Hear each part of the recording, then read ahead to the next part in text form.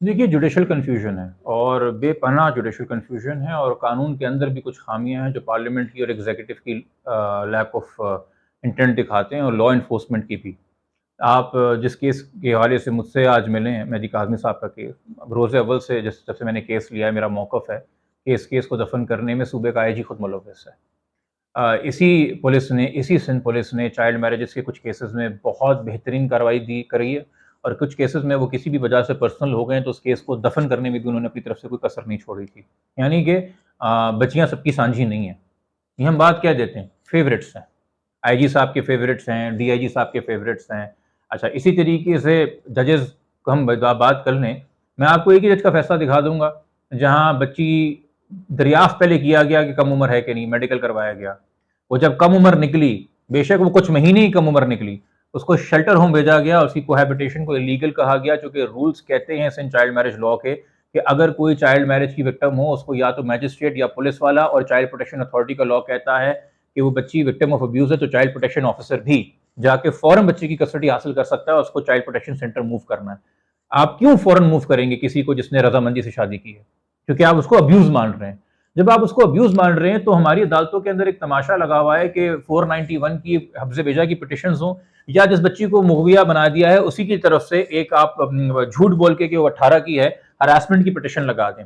और अदालतें सिर्फ़ बच्चियों का बयान रिकॉर्ड करके अगर उसको भेज देती हैं, ना मेडिकल करवाती हैं, तो आपने एक जुआ खेला है ना, एक गैम्बल खेला है कि कल को बच्ची माइनर भी निकल सकती है भाई। तो आपने किस पे गैम्बल खेला? जज साहब ने अपने करियर पे तो नहीं खेला, जजेस ने अपनी हुर्मत पे तो नहीं खेला, गैम्बल खेला आपने एक बच्ची की ज़िंदगी के ऊपर, गैम्बल खेला आपने वालिदैन के ऊपर। अच्छा, आपने मेडिकल अगर नहीं करवाया और सिर्फ़ बच्ची का आपने बयान देख लिया और तब आपने बच्ची को उसके साथ रवाना कर दिया, मगर आपने तस्दीक नहीं कराई या अगर पुलिस ने रिपोर्ट भी जमा कराई हुई है कि जो निकाहनामा सर इस केस में ये जाली है, मैं एक जेन्युइन केस का हवाला दे रहा हूं कि जिस दिन वो केस निपटाया गया है, उस दिन पुलिस की प्रोग्रेस रिपोर्ट फाइल में जमा हुई जिसमें कहा गया कि निकाहनामा जाली है, निकाह ख्वाह इस नाम का एग्जिस्ट नहीं करता, ये गवाह मौजूद नहीं है, ये निकाह यूसी में रजिस्टर्ड नहीं है। आपने उसको रवाना कर दिया पुलिस प्रोटेक्शन में। आपने किसको रवाना किया?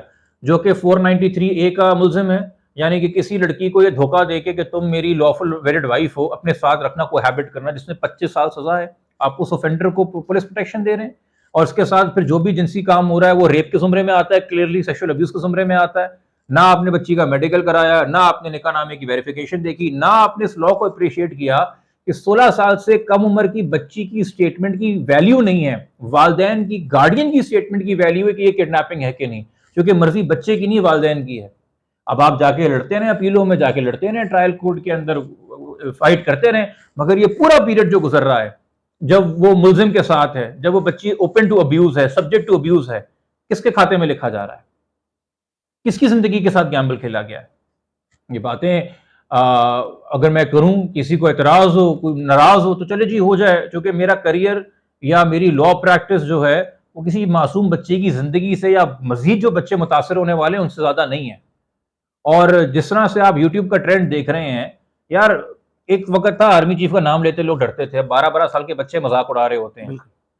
मैं किसी का मजाक नहीं उड़ा रहा, मगर मैं हकीकत तो बता सकता हूं ना कि आप ऐसे हालात क्यों पैदा कर रहे हैं कि हर एक के मुंह में जबान है। फिर जब एक क्रेडिबिलिटी हिट होना शुरू हो जाएगी इदारे की, आप कितनी माओं को रोकेंगे, कितने वालिदैन को रोकेंगे कि जज्बात अपने कंट्रोल में रखो, मत मीडिया के अंदर बात करो, अदालतों के हवाले से एहतराम करो, जो अपने वर्ड्स हैं उनको बड़ा नाप तोल के करो। हम वकील हैं, हम करते हैं कि जी, चूंकि अगर अदालतें कॉन्ट्रोवर्शियल होगी तो फिर हम क्या कर रहे हैं ना बतौर वकील।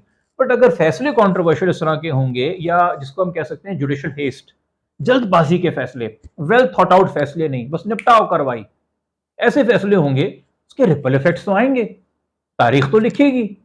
आप प्रेसिडेंट्स बना रहे हैं, उन प्रेसिडेंट्स का जिक्र होगा कि जी ऐसे ऐसे केस यूं तरीके से जो हो गए। फिर क्या फायदा 5 साल बाद, 6 साल बाद उस केस के अंदर सुप्रीम कोर्ट कहे कि नहीं यार ये गलत नहीं, ये सही हुआ था, बच्ची की तो जिंदगी हो गई जो खराब होनी थी, वालिदैन की जिंदगी तो हो गई जो खराब होनी थी। ऐसे केसेस को डील करने के लिए कोई एसओपीज एग्जिस्ट नहीं करते। ऐसे केसेस को डील करने के लिए कोई मुल्क गिर सुप्रीम कोर्ट ने आज तक जुडिशियल कॉन्फ्रेंस नहीं रखी कि बच्चों को और औरतों के केसेस के अंदर हमने कैसे ऐड करना है, हमारा प्रोटोकॉल क्या होगा, हमारी तरजीहात क्या होंगी। ना सुप्रीम कोर्ट ऐसे किसी केसेस में हिम्मत करके थोड़ी सी जुडिशियल करेज दिखा के डिटेल्ड फैसले दे जिसमें कोई एसओपीज वजह करे कि जी ये सारे आप चेक्स करेंगे, उसके बाद फिर आप फैसला करें। मैं ये नहीं कह रहा कि हर क्लेम वालदैन का कि बच्ची कम उम्र है सच्चा होता है। बहुत से वालदैन डॉक्यूमेंट्स बनाते हैं बच्ची की अगवा होने के बाद, 18-19 की बच्ची होती है, उसके अगवा होने के बाद डॉक्यूमेंट्स बना के उसको 14-15 का दिखाएंगे, ऐसे केसेस होते हैं। बट आपने तो ये कहते हैं, अंग्रेजी की कहावत है, err on the side of caution, फूक फूक के कदम रखो, ठीक है।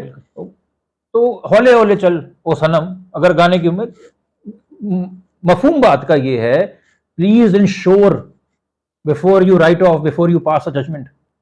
तो ये जो कि कंफ्यूजन है हमारे, मैं समझने से काफिर हूं कि जब आप किसी को सजा देते हैं किडनैपिंग की या किसी भी क्राइम की, तो आपने बियॉन्ड रीजनेबल डाउट ये स्टैब्लिश करना है कि जुर्म हुआ है, जिसको आप आसान लफ्जों में कि 99.9% जैसा डिटॉल बैक्टीरिया कोई भी बैक्टीरिया मारता है, एड में आता है, तो 99% 9% श्योर है, 100% अगर ना भी हो जज साहब कि ये, तब जाके आप सजा देंगे बियॉन्ड रीजनेबल डाउट। तो जब बच्ची की गवाही ट्रायल स्टेज के ऊपर सजा देने के लिए फर्दर इंक्वायरी का मैटर नहीं खोलती, ट्रैफिकिंग के ऑफेंस के लिए कानून खुद कहता है सेक्शन 7 बच्ची की कंसेंट मैटर नहीं करती। जब बच्ची की कंसेंट मैटर नहीं करती तो ट्रायल के ऊपर सजा देते हुए आप बच्ची की कंसेंट नहीं देखेंगे, वो डाउट पैदा नहीं कर सकती। किडनैपिंग के लिए बच्ची अगर 16 साल से कम उम्र की है तो ट्रायल केसेस में कन्विक्शन है, मैंने फैसले रखे थे अदालत के सामने, यानी कि बच्ची की स्टेटमेंट उस टाइम पे डाउट पैदा नहीं करेगी। आप चाइल्ड मैरिज की अगर बात करेंगे तो तब भी 18 साल से कम उम्र की बच्ची की कंसेंट नहीं है, उसकी कंसेंट डाउट पैदा नहीं करेगी। तो फिर बेल की स्टेज पे कैसे डाउट पैदा कर रही है? अगर कन्विक्ट करने के लिए डाउट पैदा नहीं करेगी तो बेल देने के लिए कैसे डाउट पैदा कर रही है? ये मेरे लिए एक सवाल है ना। या तो एक ऐसी चीज आप बेल पे एडवांटेज दे रहे हो जो कल को ट्रायल में भी उसको एडवांटेज देगी, वो मैं कम से कम मेरा एक सवाल। दूसरी बात, हमारे एक बड़ा इजी आसान तरीन होता है, जजेस इसका अक्सर रूल का सहारा लेके केसेस निपटाते हैं बेल के, कि जी सजा कितनी है ऑफेंसेस की, 10 साल है, 10 साल से कम है, 10 साल से ज्यादा है तो एक चीज हमारे यहाँ कानून में है प्रोहिबिटरी क्लॉज, कि जी उसमें फिर बेल मुश्किल है। 10 साल से कम है तो नॉन प्रोहिबिटरी क्लॉज, बेल मिल सकती है। अब ये पार्लियामेंट की या तो अब समझ नहीं थी, या अगर समझ थी चुकी उन्होंने, देखें चाइल्ड मैरिज का लॉ बनाया, 3 साल सजा दी, मगर लिखा कि ये है नॉन बेलेबल ऑफेंस, गो किसकी 3 साल सजा है। एफआईए के कानून बने खवातीन को, बच्चियों को प्रोटेक्ट करने के लिए, जिनको हरासा किया जा रहा होता है सोशल मीडिया पे तस्वीरें वीडियो बना के बाकी चीजें करके, उनमें 7-7 साल की सजाएं, मगर उसमें भी लिखा हुआ है कि जी नॉन बेलेबल ऑफेंसेस होंगे। इसी तरीके से जो ट्रैफिकिंग है उसमें, हर इसमें तो जो मेहदी काज़मी साहब के केस में जो दफात लगी उसमें तो 10 और 14 साल सजा है, नॉन प्रोहिबिटरी क्लॉज आता है, बट उसके अंदर भी जो है लिखा हुआ है कि नॉन बेलेबल ऑफेंसेस हैं। मगर जब लिख रही है पार्लियामान के नॉन बेलेबल है, तब भी आप उसको प्रोहिबिटरी क्लॉज के स्केल पे जज करते हैं और कहते हैं जी 10 साल से कम सजा है तो चलो जी बेल बनती है, और फिर फर्दर इंक्वायरी ये बाकी चीजें हैं। तो फिर आपने मेरे नजदीक चाइल्ड मैरिज में 3 साल की सजा होने के बावजूद आपने उस ऑफेंस को नॉन बेलेबल रखा है, क्योंकि पीडोफिलिया, एक बुजुर्ग आदमी या जवान लड़का एक कम उम्र कम सिन बच्ची के ऊपर जो है वो एक नजर रख के बैठा है और वो शादी का दिखावा करके जो भी उससे ताल्लुकात कायम करना चाहता है, इसको आम जबान में पीडोफिलिया कहते हैं। ये बाकायदा डायग्नोज हुई हुई कंडीशन है, ठीक है, कि कुछ लोग होते हैं वो ये सुना के जराइम करते हैं, जो लोग फैसिलिटेट कर रहे हैं वो पीडोफिलिया से फैसिलिटेट कर रहे हैं, तभी मेरे ख्याल में उसको नॉन बेलेबल रखा है। तभी आपकी बेशक एक्सपोजर टू सेडक्शन की सजा 2 साल है मगर उसको आपने नॉन बेलेबल रखा है, सेक्सुअल अब्यूज की मेरे ख्याल में 7 साल है मगर उसको आपने नॉन बेलेबल रखा है। इसीलिए रखा हुआ है क्योंकि ये पीडोफिलिया की तरफ जाते हैं। तो सजाएं बेशक आपने इतनी ज्यादा नहीं रखी हुई, बट आपने कहा कि इसको हमने रोकना है, मगर इस बात को लिखने में तो जुडिशियल करेज चाहिए। हम सब सुप्रीम कोर्ट का इंतजार करते हैं कि कभी कोई एक जज, ये भी नहीं कि सारे जजेस, कोई एक जज आके फैसला देगा और बात करेगा। इसकी क्या बात कर रहे हैं आप? क्लाइमेट के ऊपर देख लीजिए, जस्टिस मंसूर अली शाह साहब फैसले लाहौर हाई कोर्ट में, सुप्रीम कोर्ट में लिख लिख के थक गए कि जी क्लाइमेट जस्टिस कोई चीज़ है, ऐसे काम करें, ऐसे डेवलपमेंट करें जो आपकी नस्लें उससे मुस्तफीद हों। मगर बड़ी रियल स्टेट और प्रोजेक्ट्स होते हैं जो सारे क्लाइमेट के, एनवायरनमेंट के लॉज जो हैं वो बर्बाद कर रहे हैं और उनको 2-2 मिनट में स्टे मिल जाता है सुप्रीम कोर्ट में, दूसरे जजेस बैठ के दे देते हैं। यूनिफॉर्मिटी नहीं है भाई, विजन ही नहीं है कि मुस्तकबिल में जाते हुए हमारे क्लाइमेट के मसाइल हों, माहौलियाती मसाइल हों, या हमारे अपने इनफरादी मसाइल हों, औरतों के और बच्चों के, हमारी विजडम क्या है? या हम बैठ के इंतजार करें कि आज ये जज साहब बेंच पे बैठे हैं, कल वो जज साहब बेंच पे बैठे हैं। फैसलों में यूनिफॉर्मिटी होनी चाहिए। आपने अगर बच्चियों की स्टेटमेंट के ऊपर उनको रवाना करना है तो let this be a uniform law.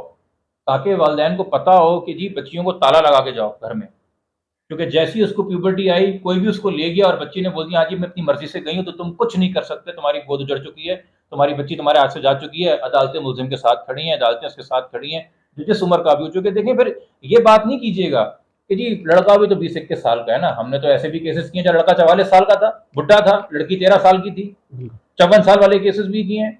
अगर आपने बच्ची की रजामंदी देखनी है तो फिर ये तो फिर मैटर नहीं करेगा ना कि वो 60 साल का या 70 साल का है, फिर तो किसी को भी ले जाने की इजाजत होनी चाहिए।